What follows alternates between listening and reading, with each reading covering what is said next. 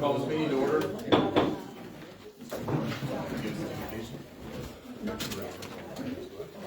Shall we pray? Our Heavenly Father, we give grateful hearts for all you do for us on a daily basis. We thank you for the beautiful weather. And God, we don't understand why everything happens in this world, but God, we ask that you know that you are in charge ultimately. We ask for your direction and leadership, guidance for all of our leaders in this current time of conflict. We ask that you also guide this board as it leads the city forward. In your name we ask. Amen. Pledge allegiance to the flag of the United States of America and to the republic for which it stands, one nation, under God, indivisible, with liberty and justice for all. Mayor Burnett. Here. Alderman Phillips. Here. Alderman Weavery. Alderman Crockett. Here. Alderman Walker. Here. Alderman Fair. Here. Alderman Benjamin. Here. Administrator Asbury. Here. Clerk McKinney, I'm here. Everyone, you have a forum. Sir, consent agenda items, you should have minutes from the last meeting and a couple of bills. Bank reports. Questions on those? I will say that I put the invoices for the property and liability insurance as well as the workers' comp. It didn't get in the claims report, but I wanted to make sure that you saw that. Liability property insurance was a little bit higher than budget, workers' comp was lower than budget. So if you wanna see how that breaks down, I can give that to you all next time, but I just wanted you to see those numbers on what we're paying for that. And we also received a check from the Fair Board for $5,337 for their portion of the insurance, for the property insurance for the fairgrounds. How much was that, maybe? $5,337. Thank you. Questions, concerns? I make a motion that you pay the bills and approve the minutes. Second. All in favor? All opposed? Motion passed. Citizen participation.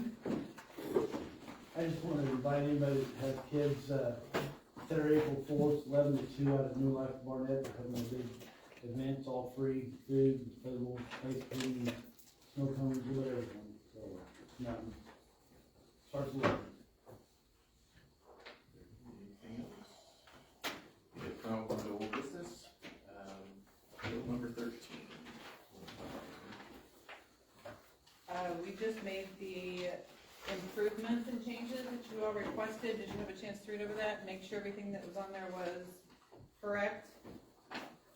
I did, and I just had, a couple of suggestions that, I wanted to ask. So, is there a reason we put, instead of, like, the Human Resources Department, what if we just, like, on the second page said,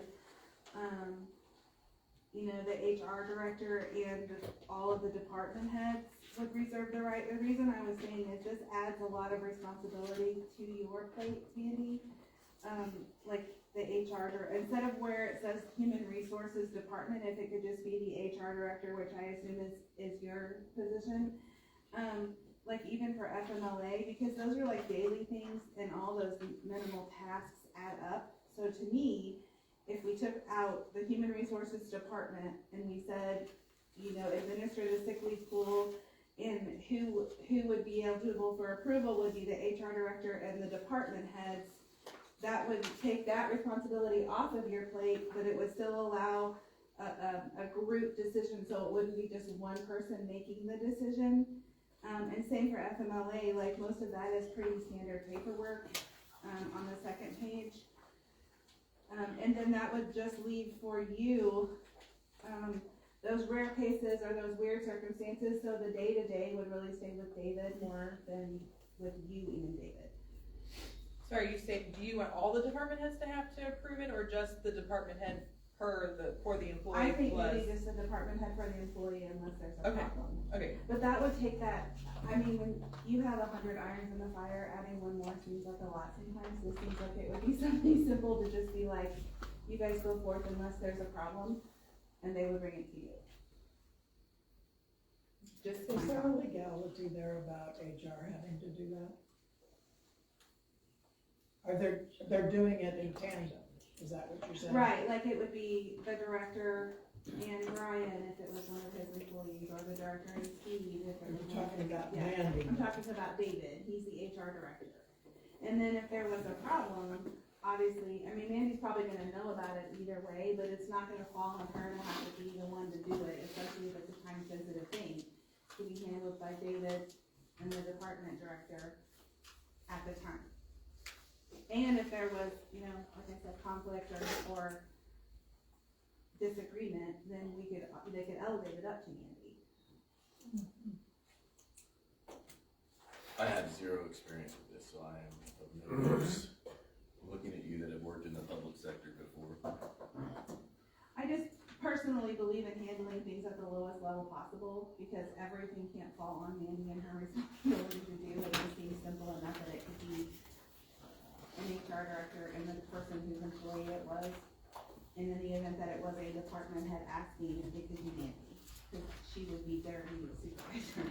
I feel as long as it's a department head and Mandy or David, one of them, it should be good, I think.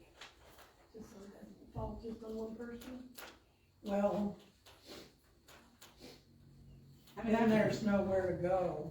If Mandy's on that team, there's nowhere to go after the decision is made. right, but if you made it like David and the department head, Right, then it could exactly. be elevated up to Mandy and the board if it needed to be. But that would take that off of her plate, and I'm fine with it as I written, was if we referring to just, what Terry said. if we just change HR, Human Resources Department to HR Director. I mean, I don't know if we could pass it like that with those changes, that's somebody else's, call. I feel like and I'm fine with that, but we need to give David that official title, because really the Human Resources Department is made up of David, myself, and Destiny right now. I mean, we don't Okay. really have a designated HR director. The three of us kind of, I mean, Destiny does the payroll, David handles a lot of the, you know, a lot of the stuff, a lot of it. And then I handle a lot of it as well. And so if we do that, if we say Human Resources Director, then we need to appoint David officially as Human Resources Director, I think, because right now he's not, and we need to have that designated if we're gonna do that. Okay. I mean, what does everybody else think? I agree. It should be HR. So here's my other thought. David technically works for the board and not technically for Mandy. He technically works for the board, so you could make it city clerk, and that would be someone that technically works for us and the department head. Okay. I mean, if you're wanting to go down that route, I'm just throwing out suggestions once again. I know nothing Yeah. about doing No, it this way. I was just reading this more like, does it have to be something that involves Mandy's every day-to-day thing? And I don't think it does. I don't think it's gonna happen a lot as far as the shared leave thing. And I think it could be handled, I mean, if it's Randy's employee or Steve's employee or Brian's employee, they're probably gonna know about Maybe it could it. say city clerk and, Department head. city clerk, department head, and a member of the HR. team. Because, You can put and or, that would give that, Yes. that would Yes. give either or, and that way if somebody's gone. because for- then you have I think it HR needs to be two involved. people, so I mean, I like that, but it doesn't necessarily have to rise to the level of it being Mandy's call or responsibility all the time. She's got enough. My personal thing. Is it something that has to be handled by HR? Is there a rule about that? No, So therefore, you could have city clerk and department head, and Yes, you wouldn't be violating any. and I'm sure like when David is out, I mean, if it was something urgent, they could obviously ask Mandy, or they could obviously ask Destiny. That's probably gonna be something, that would also take care of if your clerk was gone, you have the deputy city clerk to step into their position. That would take absolutely, care of that as and then it well. would allow, it to be, I mean, most of those things, some of them come up in a minute, but like the way this is written, it says they have to be gone for 15 days or whatever that says, so it's not like, for the most part, you're not gonna have some notice. Even if something bad happens, they still have to meet that, so you're gonna have time to figure it out, but that would take that off of your plate and put it on, sorry David, but it would put it at the lower level. That would be my only suggestion. I think the policy is written very, very well. So, what do we wanna do here? Do we wanna bring it back after we rewrite it? Do we wanna try to amend it? We can amend it now, as long as I get the wording correct. I was gonna say, good luck on that. So one. is There's this lots where of you ways. just talking City about in clerk, section department head, E? and/or I think it should be throughout, like even at the very last thing, Well, I just spotted a typo, that E after G should not be a G, it should be an I. I'm sorry, it should be an H. It should be an E, so there's your first error that we have to fix. It's right here. The very, there wasn't a break in the paragraph, and it called it an E instead of an Yeah, H. that should The be right. sixth line up. From the bottom. on the last page, Yeah, I had that circled also.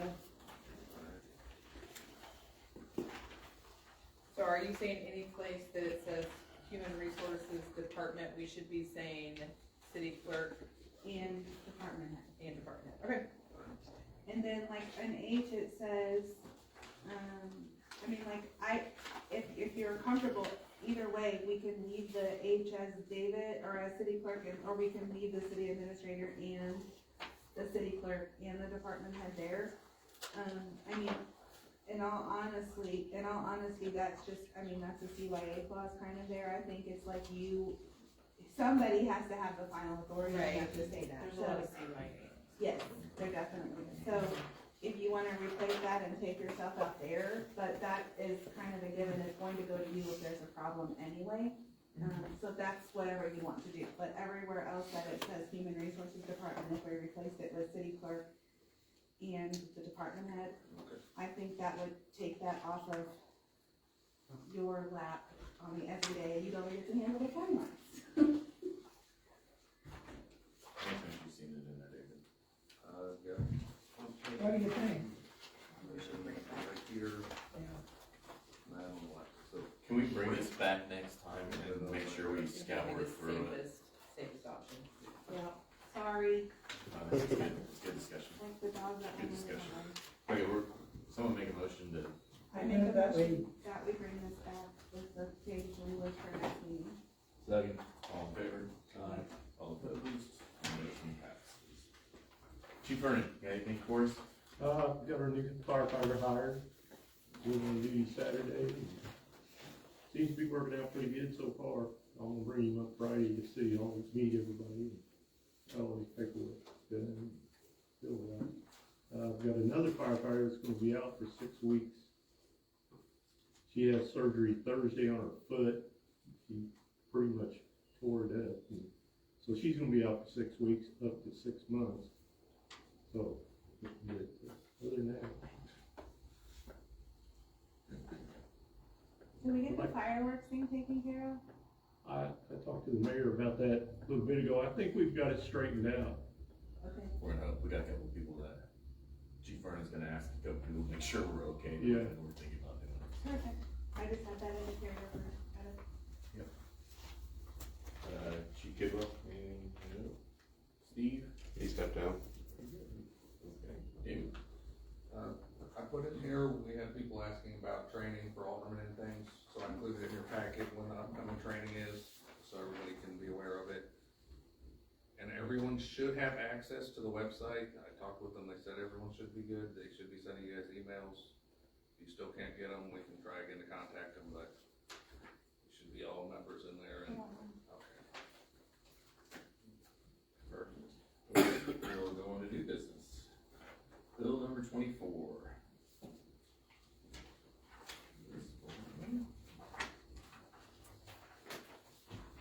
As a one strike through, and a strike through is in subdivision on the very last page, and it changes it from 2 to 7 or more lots to be a subdivision. This is what we talked about last time. This is just bringing it back. Any questions on that? If not, I'll entertain a motion. Make a motion to put ordinance number 24/2026 on its first reading as the city clerk read by title only. Second. All in favor? Aye. All opposed? Motion passed. Bill number 24-2026, an ordinance amending chapter 405 subdivision regulations of the municipal code of the city of Elton, Missouri by revising section 405.090 definitions. Make a motion to suspend the rules for ordinance number 24/2026 final reading by first reading by title only. Second. All in favor? Aye. All opposed? Motion passed. Bill number 24-2026, an ordinance amending chapter 405 subdivision regulations of the municipal code of the city of Eldon, Missouri, by revising section 405.090 definitions. Alderman Phillips. Yes. Alderman Weaver. Alderman Crockett. Aye. Alderman Walker. Yes. Alderman Fair. Yes. Alderman Benjamin. Yes. Mary Helen ayes and passage and approval. Now declare bill number 24-2026 to be ordinance 24-2026. Okay, 25-2026. This is the actual contract, what we approved last time. Questions on this?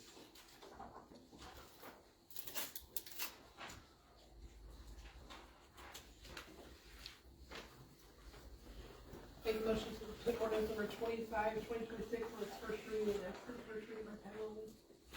Second. All in favor? Aye. All opposed? Motion passed. Bill number 25-2026, an ordinance authorizing and directing the mayor and city clerk to execute an agreement between the city of Eldon, Missouri and All Weather Roofing Restoration LLC. Make a motion to suspend the rules and set ordinance number 25, 2026 on its second and final reading and after first reading by title only. Second. All in favor? Aye. All opposed? Motion passed. Bill number 25-2026, an ordinance authorizing and directing the mayor and city clerk to execute an agreement between the city of Eldon, Missouri and All Weather Roofing Restoration LLC. Alderman Phillips. Yes. Alderman Weaver. Alderman Crockett. Aye. Alderman Walker. Yes. Alderman Fair. Yes. Alderman Benjamin. Yes. Mary Helen ayes and passage and approval. I declare bill number 25-2026 to be ordinance 25-2026. Okay, I really haven't gotten to use that one. Kind of a lot. Okay, and the first thing, is the letter from DNR on the wastewater treatment plant. I asked, Matt and Steve are here, they can address that. So I just gave it to you, I apologize, I didn't get it sent out with the packet, on Friday, but you have it in front of you now. So if you guys wanna go ahead and discuss that. Yeah, they had 4 things on there they said were unsatisfactory, which that's the first I've ever had any unsatisfactory in 22 years. First thing they said was the permit renewal application wasn't sent in time, supposed to be there 180 days before. When the DNR guy told me himself that the permitting people are 2 years behind, so we weren't even thinking that it was an issue. Well, then he writes me up for it when they do the inspection. The second thing, I don't remember what order they were, but yeah, the new outfall for the UV and everything, we don't have a sign up yet that says outfall. They wrote us up for that. We still got the old sign up for the old outfall, but it's not being used, so they want us to remove that one, get a new sign made, put it over there. That'll put us in compliance for that. Third thing was, we got wrote up for not taking a DO reading on our aerated sludge basin, which is something we've never tested as long as I worked there. Didn't even know it was in the permit. That and checking the temperature on the oxidation ditch, which we do the DO and pH every single day, but we've never ever recorded the temperature. So that was the thing they wrote us up for. And as soon as he told us that on the day of inspection, we started doing it immediately. We just honestly didn't know. And then, I don't remember what the last thing was. Is this a new inspector, Matt? No, No. and he's actually, it seems like ever since this boil order thing, he's had a vendetta for the city, period. Water, wastewater. He was talking to me about water stuff, collection stuff, while he was there. The last thing on the write-ups was our copper level was high on my discharge. Well, I talked to Scott about it, and being this how we chlorinated the water system, that has made my copper that I'm discharging above my limit. I pulled a sample in January. We're allowed to discharge 19.1 micrograms per liter. My first sample came back 20.3, so I pulled another one in February. We only have to pull one a quarter. Well, I pulled one in February, it came back at 11. Well, when DNR was here, after this inspection, they kind of let on like everything was fine. Well, he calls me the next day. In January, DNR pulled their composite sample. They come once a year, pull a 24-hour sample. Well, their sample came back as a 23, which was above our 19.1. So he's like, now this is gonna move your inspection to an unsatisfactory. They were gonna let me slide on the sign, the stuff we didn't know we were supposed to be checking temp on, but that he said since the copper was out of compliance, my sample and his both showed high, that then he was gonna ding us, and that's the first time I've ever had it unsatisfactory. How long until we can be compliant? Well, we should be now, cause the 11 I pulled in February is far under 19. But I don't have to pull another one until April for the second quarter. So I'll see April 1st. And when I pulled the one in February that came back at 11, I pulled the sample off the water, just out of the tap right there at the faucet in the lab, 136 micrograms per liter in the water system of copper, where we can only discharge 19. So that makes it pretty tough to me. Just the standard amount of copper can be in our drinking water is higher than what Matt can put out at the treatment And plant. it's like that in a lot of places. In classes I've been to, other operators I've talked to, they're like, my new copper limit's so low, I can't meet it because the water system has more in it than that. And it can come directly out of the wells, not out of the ground. The copper levels can be higher than what Matt can discharge. But I didn't have any high last year. They were all in compliance, all 4 quarters. Now this year, we started off out of compliance in the first quarter. But the second sample I pulled in February pulled the average down for the quarter, but my monthly for January was still too high. It had to be 19.1 or under. And since we only pulled the one sample in January, we couldn't average it. Yeah. Because, I mean, usually I only have to pull one a quarter. I don't think about pulling another one because we're usually in compliance. So here are my questions / comments. That's fine. Make sure I understand what you're saying. So the first one was fixed on site because you put in a new permit, so that it says actions necessary to return to Yeah, they've already received it. They've already got it, so we're good there. Yep. The next one says conduct and submit the required operational monitoring.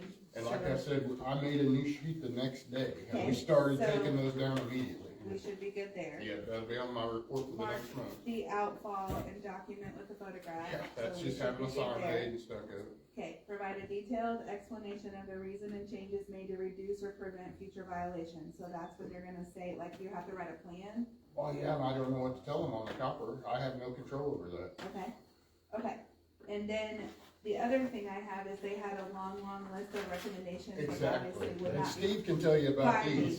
These aren't rules, these aren't anything we have to follow. This is just things he thinks we should do Absolutely. as a guy that's never operated a plant. Right, I mean, I get recommendations on my audit too. You bet. It's just And something that usually they if say. it's something that makes sense, we implement it immediately. Cause I asked him after he started telling me all these recommendations he was gonna put on here.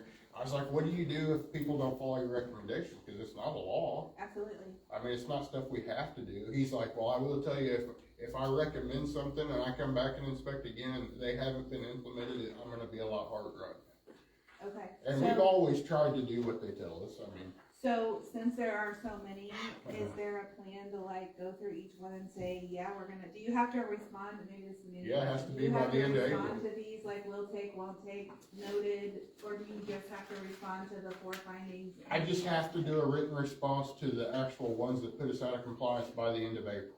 Okay, It's, and then is there a plan to maybe go through these and come up You with bet. some kind of written responses? Yeah. We don't have to respond to our recommendations either, we do, Right. just because it's, well, I do because I know if I don't, they're gonna be even harder on us. absolutely, like this is, even if it's, we'll take this into consideration, or if budget would ever allow this, or whatever Yeah. the case is. I was just curious if that works the same way with these, cause I'm not familiar with these. Right. Yeah, and I've never had an I mean, inspector overall, act like. this is decent, there could Yeah, but I mean, it looks bad on us, and I hate that for these guys.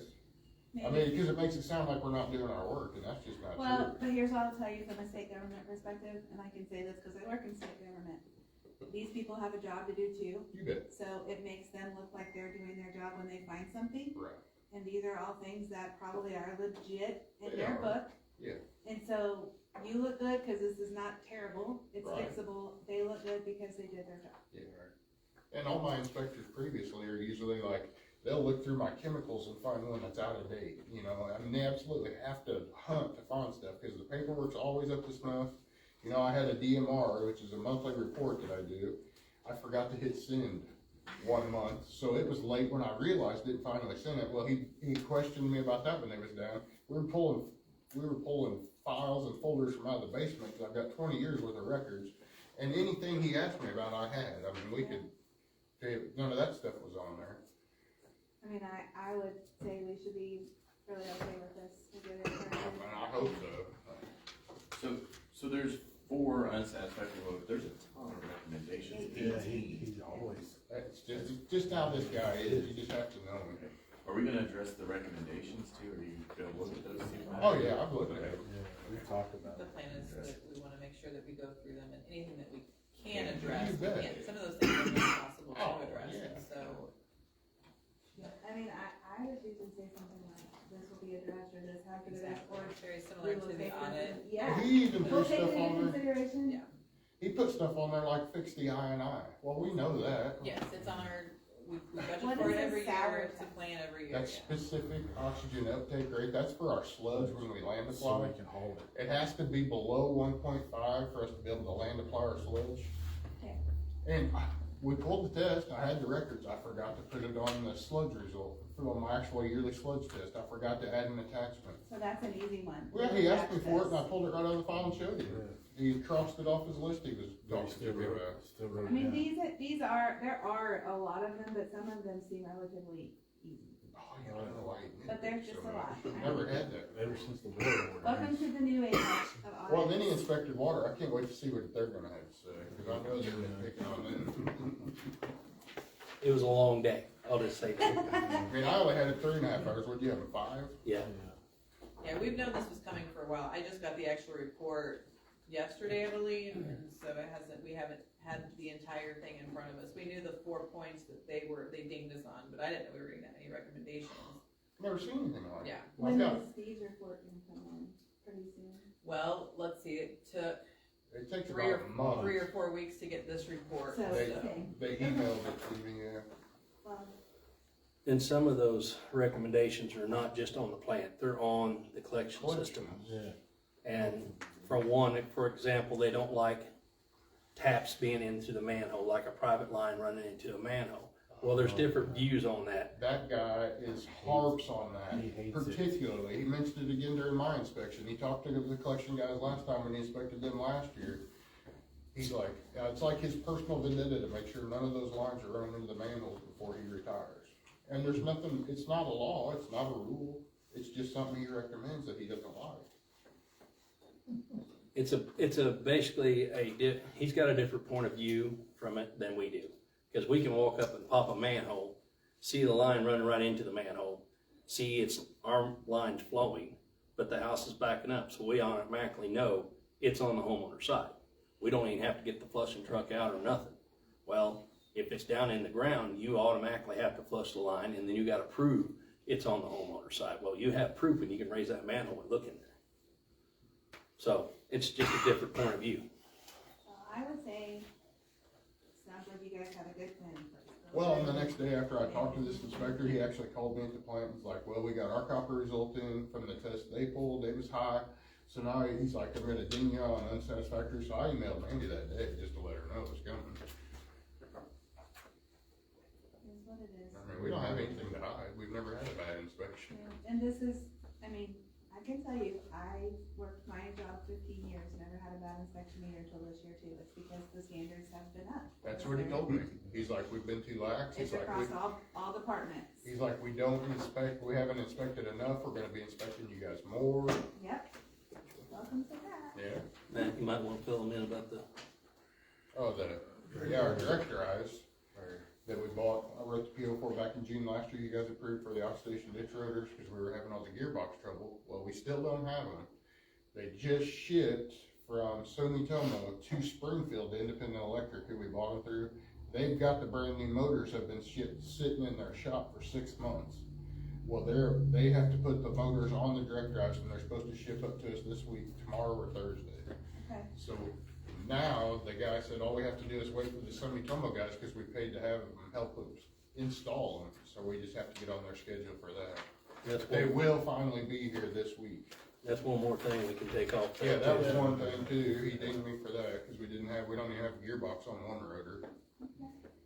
You can fix this once we get done. Yeah, exactly. It's all right. Good job. Couple of the It's nice things. to be appreciated. Did you hear that? My phone is on silent and she's still commenting. Okay, so as far as new employees go and employee openings. We did hire 2 Parks and Rec positions. They are starting on April 1st. They will be in our maintenance area.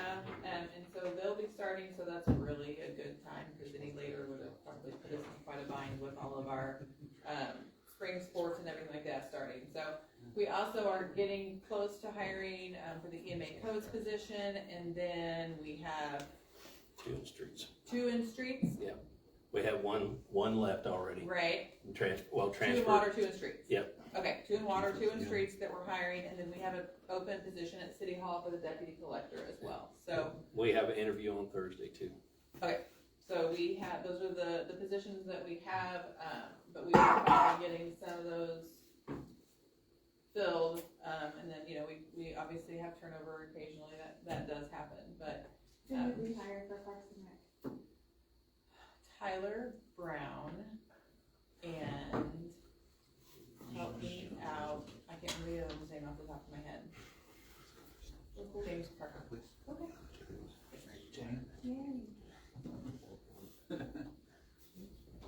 So, okay, finally, so Scott's here to talk about a few things. I want to discuss the pavilion really quick. My understanding is that you don't have final numbers yet. Don't have final numbers yet. Okay, we did get our insurance check, I let you guys know that last meeting.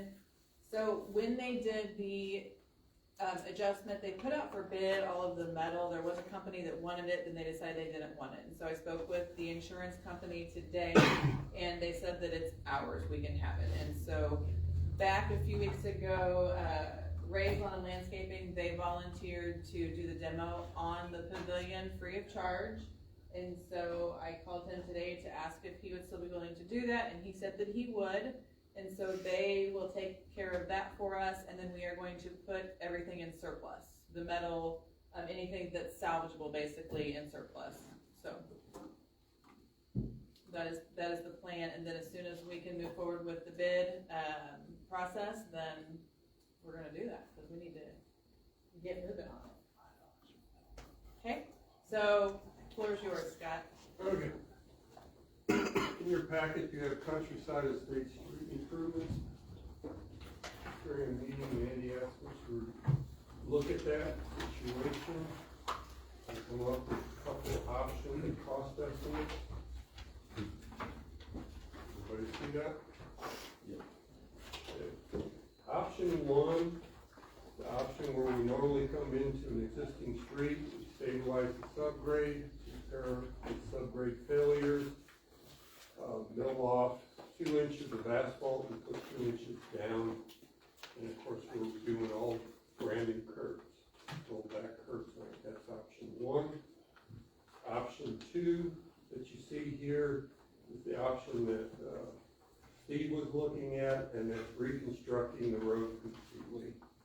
5 inches of asphalt, 3 inches of base, 2 inches of surface course.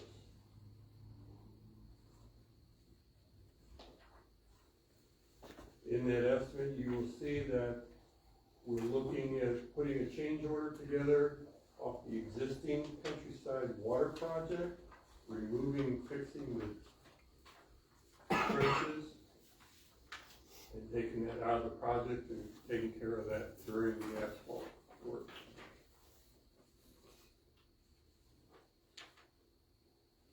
Does that make sense? So. Silly question, but real quick, the curb we're replacing, is that just where their existing curbs are at now? So we're talking about taking $286,000 off of the water project for fixing those holes and moving it over towards a paving project. Basically from one place to another. Any So, questions? yes, because what does this really mean? What is the difference? So, is option 2 more stable? Option 2 is a brand new street, Okay, which is gonna give you a little longer life. okay, You're not gonna have to maintain it as quickly as you would if you just put a 2-inch overlay on it. 2-inch overlay there is subjected to what's called reflective cracking through the pavement from underneath.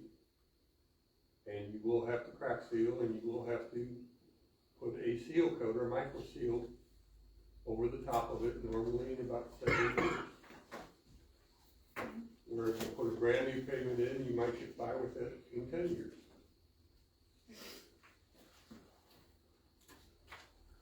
So just so, on the second option, or sorry, on the first option, we will still have some places that we're gonna have to completely reconstruct the street. Oh, yeah. Yes, okay, Yeah, so that's just the make sure subgrade, that's that's clear stabilizing the to subgrade. everyone. It's not something that we're just going to repave and not do anything. There's actually probably more areas that are not salvageable, even in option one, than there Correct. are, so. So with that then, once we get to those areas, and we would have potentially budgeted change orders, making it from the 2 to the 5. If you have to repair one. Are you thinking you'll see more areas that you haven't marked on the first option, or do you think there'll be other places where once you take the first top 2 layers off, there'll be more? No. No? All the subgrade failures are very visible right now. So Sarah, he's saying he doesn't think that there will be any of those. Okay. What the 2 inches they're gonna take off is all that alligator cracking that you see that's out there. Okay. And that alligator cracking, you need to get that off, because that is obviously deteriorated. But you don't have a subgrade failure. It means underneath that alligator cracking, you still got a stabilized base. So if we just do option 1 and we essentially put over it, we're still gonna have to deal with cracking. Then You always have to deal with cracking on an asphalt street. there'll be less, we'll have, what, 10 years on option 2 versus option 1? You'll have 10 years before you have to do a micro seal. Okay. You're gonna have to do a micro seal sometime in the future. Any new street has to be micro sealed in order to maintain it. If you look at it as a parabolic curve, the longer you go, that curves off and sleds down. So what you wanna do is have micro seal right before it takes and dives to deterioration. And that's where you extend it and it moves out further and then dives.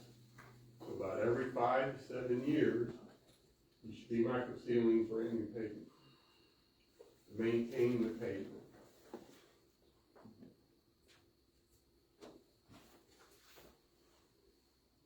So what do we do, okay, so the new streets by the school, what do we do there? Do we tear those completely out? Yes.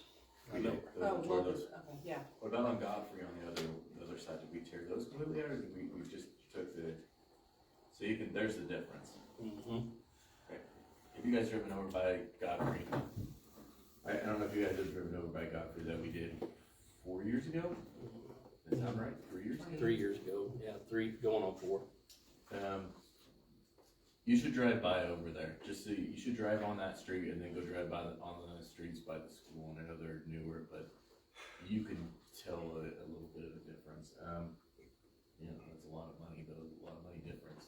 How much does micro sealing cost? About a quarter of the actual pavement. And you don't have that number in front of you. Just a guess, a ballpark guess. Okay, ballpark guess. Sir, you can know the micro, and we've done it around town, and it's held a lot of the old asphalt, so that shows you how good the micro one is. And if you put it on a new street, it's gonna actually do its job right. Yeah. I mean, I guess speaking out loud for me, I know that's a lot of money, but a lot of the complaints we get are because our streets are rough, and do we pay the bigger, and that's a Mandy question, because I know the budget's always tight there, do we pay the bigger amount and have better streets? Or do we get it fixed and then have to go back and fix them? Yeah, I mean, that's when Scott and I first started talking about this. I mean, it was, I just asked the question if we had to mill out the entire streets, and his response was, you don't have to do all of them, and so that's what started this conversation on how much money we could save if we only did the parts that were necessary, and then salvaged what was left. And so, you know, for me, from my aspect, I'm always looking at the bottom line. You guys know that. And so when I'm looking at a $600,000 difference, I'm looking at where can that $600,000 be spent in other areas for street repairs. So And my understanding is that we're talking about 10 years longevity for Before option, micro seal. yeah. And so we have to micro seal on option 1 after 7 years and after 10 years on option 2. So, you know, I don't care.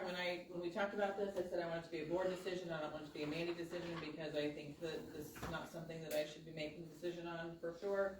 But I think that something that we should consider as a whole picture and not just one particular project. I agree. What are we gonna do later on down the road? So what did you think that micro sealing would cost on this?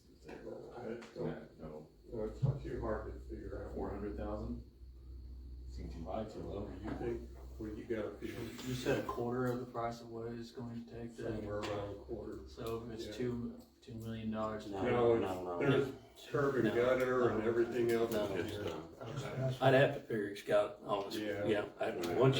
I go back and get my numbers on square footage, I could break it down, because we've micro before, but it's gone up some, but last I checked, it was actually a little more than a quarter, it's almost a third, but it's not much. Yeah. But it's, you know, if you wanna figure asphalt's running $100 a ton, it's gonna be a third of the $100, so, way it breaks down. But it's a lot cheaper, yes. But, and the reason I milled everything, cause I'm a stickler on the deflective cracking. I cannot stand to see a street re-crack in a year or two. And that's the only difference. And you can crack seal, we have a crack seal machine, but it depends on the street and how good your base is.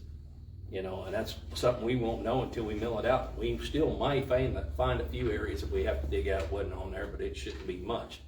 But you never know what you're gonna find, but, I mean, So if you consider this, that's 1.8 and about 1.2 of that is curb and gutter, 600,000. 600,000, so maybe, about 300 or 400 for micro seal, somewhere in that range.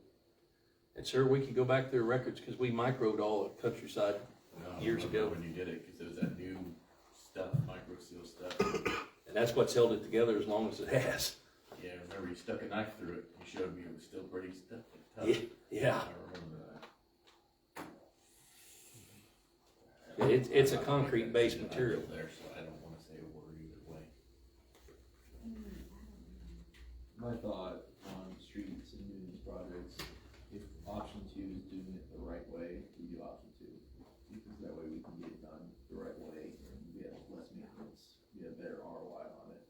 My only thing is, the thing I'm missing is option 1, what's that ROI for us? Like, how long is it gonna be until we have to fix it and the cracks start appearing and we start applying all that stuff? I don't know what that cost looks like. So if it's gonna cost us more to maintain option 1, then we might as well do option 2 for get better longevity out of it. I think the cost of doing those are gonna be the same, we're just looking at 3 years difference.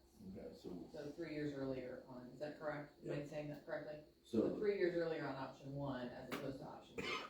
so if we did option 1, we're not running a risk of the roads gonna crack sooner or anything like that. It's not, the base is good, there's nothing that's gonna. They're milling out the areas that need to be milled out, but they're salvaging the areas that can be salvaged, Okay, essentially.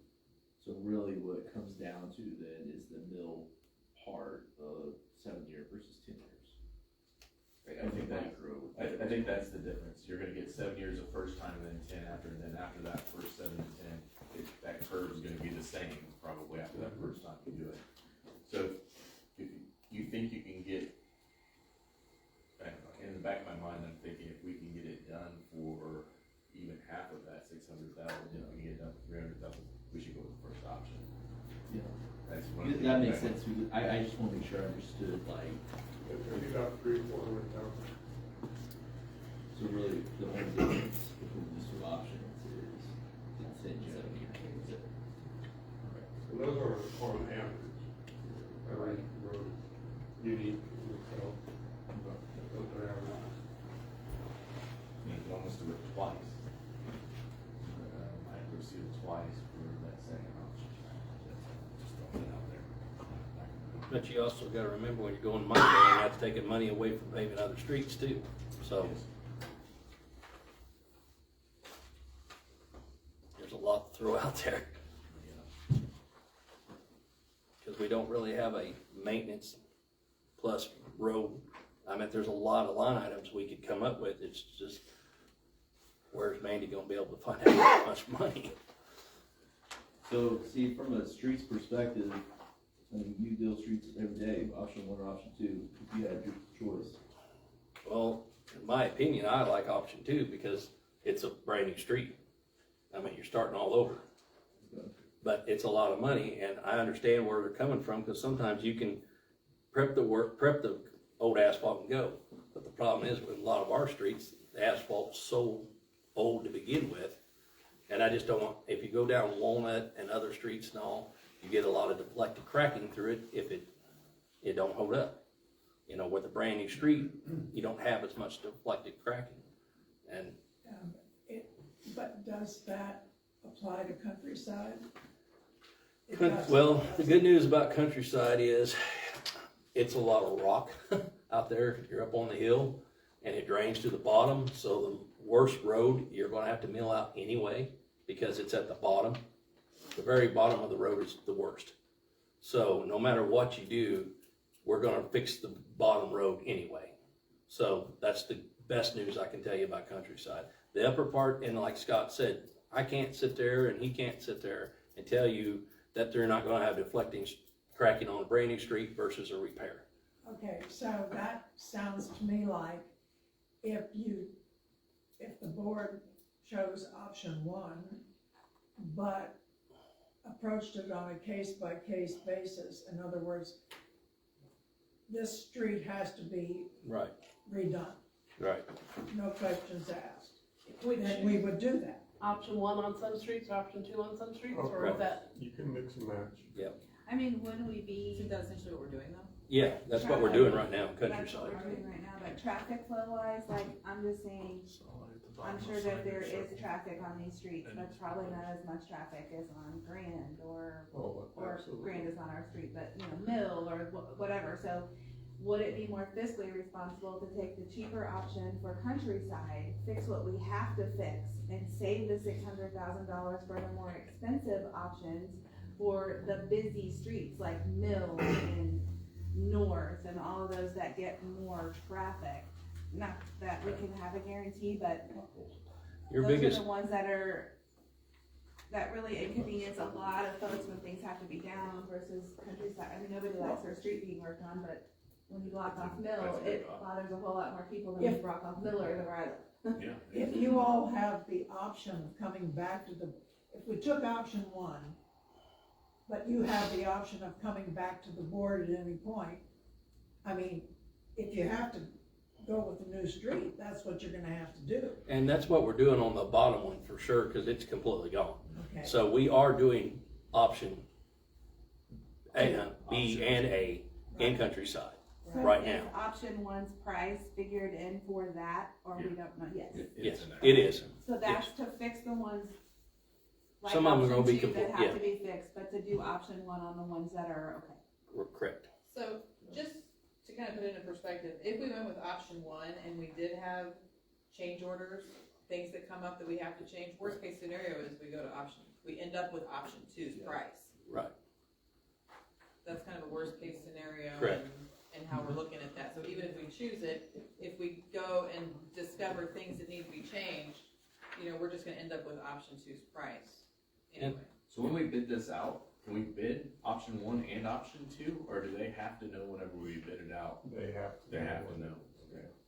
We'll have unit prices in there in case we discover something that we didn't find when we tear off the asphalt.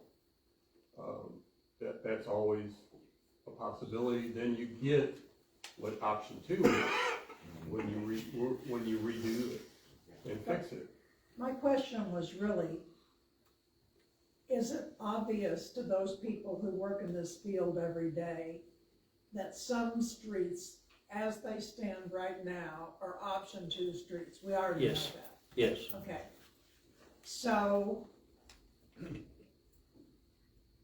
then if we go with option one, and some streets are pretty safely option one streets. Correct. So we just need the flexibility to go into option two when needed. Correct. Obviously need to be redone or already in option one. Like, that's what this is, showing us which streets have to be completely redone and which streets don't. So those are already accounted for in option one. And Option two is redoing every single street. with redoing the edges, they're gonna mill down all the edges next to the curb, so all the next to the curbs are all gonna have new asphalt, which is our biggest problem right now. Is, you know, the trash trucks are one of our largest issues because of the stopping and going. You can see a lot of the dig outs, even in countryside, is exactly where a trash bin has been. So that's a lot of your subgrade failures, is where heavy trucks are stopping and going. You can go all over town, it's the same way. So with them redoing all that and getting the subgrade failures taken care of and getting the base down and solid, it's really gonna help the asphalt. But you also gotta remember, a lot of the asphalt is thinner on the edges than it is in the middle. And that's where your trash trucks run. So what's the timeline on completing this project and having the prices guaranteed? That'll be a Scott question there. As soon as we say what we want, they can start working on it, and whenever they get to it, they'll have to go out to bid, and you're. Oh, yeah, we gotta wait till the water project is The water complete project won't be done. before we can take bids on this thing. Okay. You're talking, what, another month and a half? Yeah. But it won't take long for a milling machine, once we get the bid Oh, out, to yeah. go through there. Something It y'all won't wanna take share long. over? There's not much there. So do we wanna make a decision right now on what we would prefer to do? Can we table it just until Sure. next meeting? Yeah, absolutely. I'm gonna, Think it over? Yeah. Yeah, absolutely. Is there a motion? Is that a motion? make a motion to table it. Second. All in favor? But we are good with bringing the change order for the 286,000 for not doing the. That's what we're gonna do right off the bat. Yes. You Yeah. should That have it also, for the next we'll month's have that meeting. next week, or next time. Next month's meeting. Yeah. Scott, can we get an update on First Street and Countryside, Oh. please? Countryside moving right along, I don't have any really update on that. We haven't run into any situations of problems or creating any change orders at this point. Did they test the other day? Did I see somebody out There there was a test? water test, they did a pressure test that passed. Good. Steve pulled the water sample, he's convinced it won't pass, so they're gonna have to redo it. Just the way that they pulled the sample. I'm a little particular, sir, I'm sorry. That's all right. It's good. Rather find out now than later. So the way they pulled the sample, it's not that the water was bad or they didn't do it right, the way they pulled the sample wasn't correct, according to Steve, and he's got pretty good knowledge of that. So he's pretty well, thinks it's not gonna pass the chlorine test. First Street, the contractor's moving back in, he's got his manholes, it's being delivered Thursday. He will be in here, he's going on that and finishing wrap that project up. The city's been out there and they opened up the gas main, so we got that located. We started that today, we got about 20 more feet we gotta finish tomorrow. Yeah. Done. Well, for now, till there's something else. Any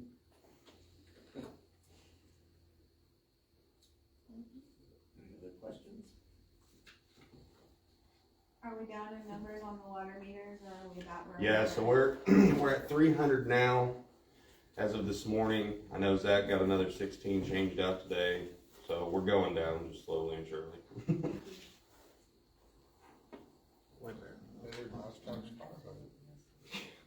Okay, comprehensive plan. I did a little research on comprehensive plans. There are some people out there that will do it. Is that something we want to go out to bid to have people look at? Do we wanna have some more discussion on that now? Do we wanna table it for later? For putting it in next year's budget? Cause it's not going to be cheap.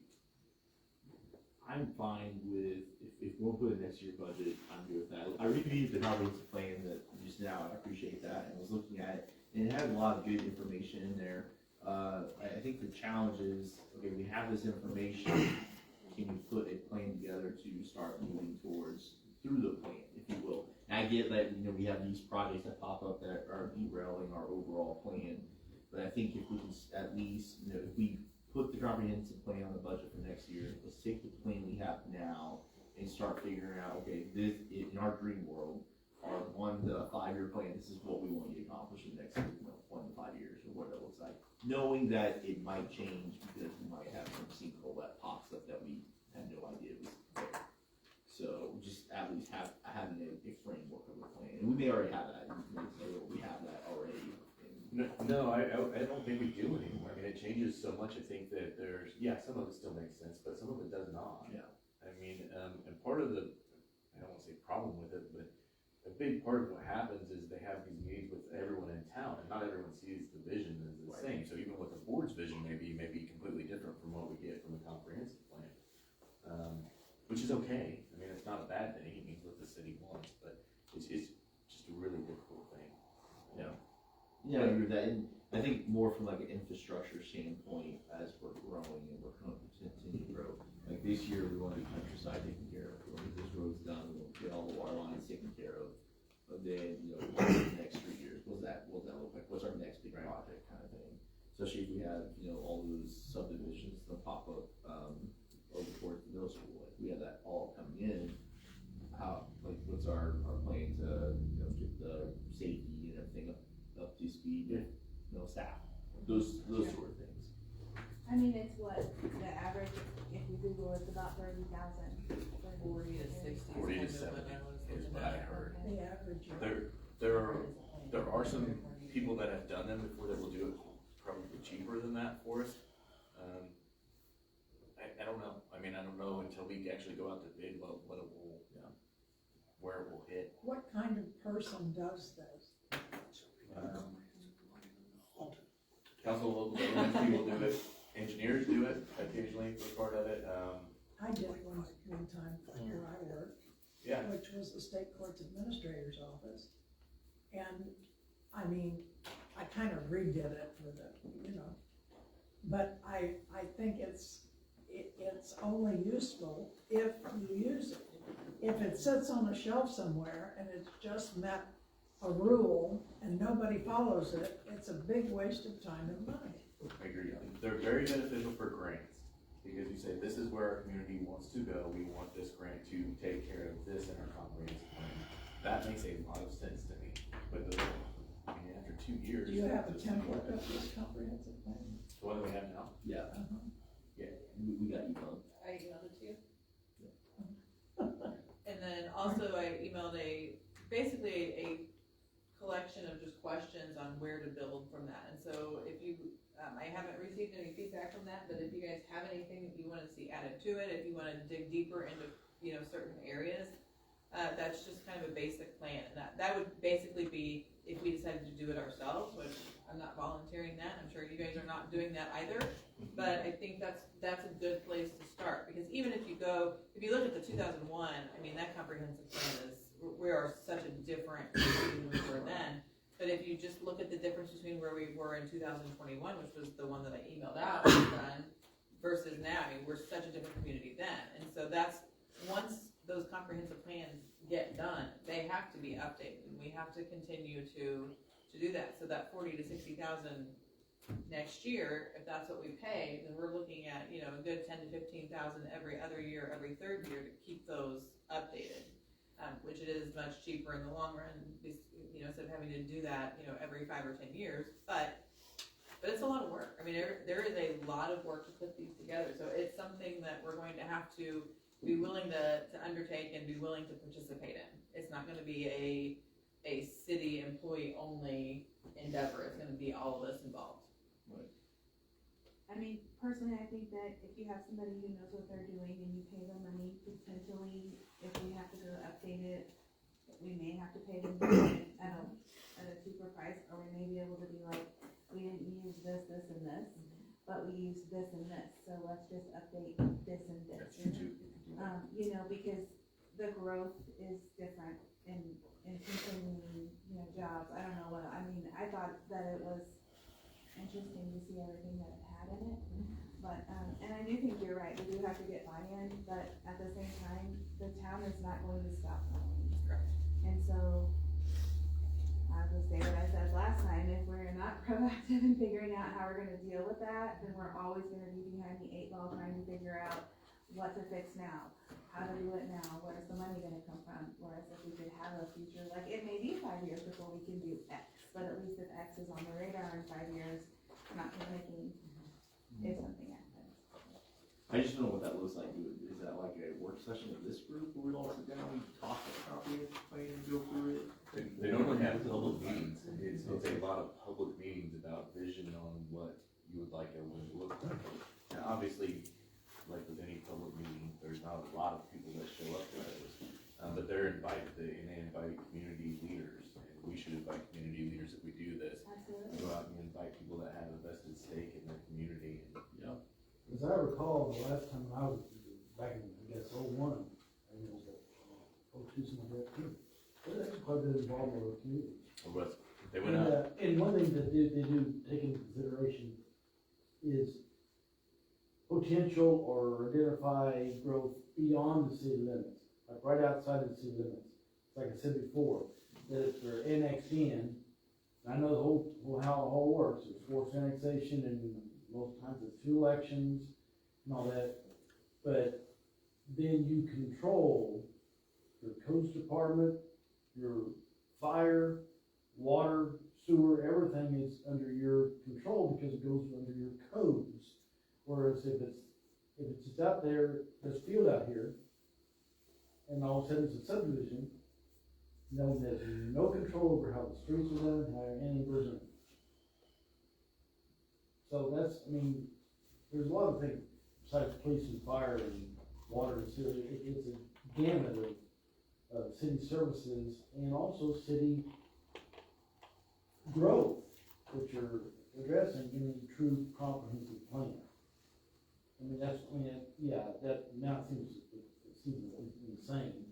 Okay, I know we're paid in '01, I know we're near that. But, you know, But if you think about it, like, there are options, like, we get a good plan that we pay for it, and then maybe we find some intern that needs a project for a master assessment, and our comprehensive plan, and that's a great feather in their cap. I don't know. My biggest request is that we don't try to find the money in this year's budget to try to do this. Yeah, I think it's something you plan for in next year's budget. and we It's go too- after it. Yeah, it's just too much of an undertaking to try to find a place for it in this year's budget when we're already finding places for other things in this year's budget, and it's just March. And it is very labor, I mean, very intensive and time consuming, and, I mean, cause you wanna get it right as best you can. I mean, no one knows what 3 years will be like, but now that, you know, that's when we did that, we tried our best to try to look at where we could perceive growth and needs and services and all that, and that's what you can do. I am fine with waiting until How next many year. pages is that conference? I did look at Oh gosh, it was over 100.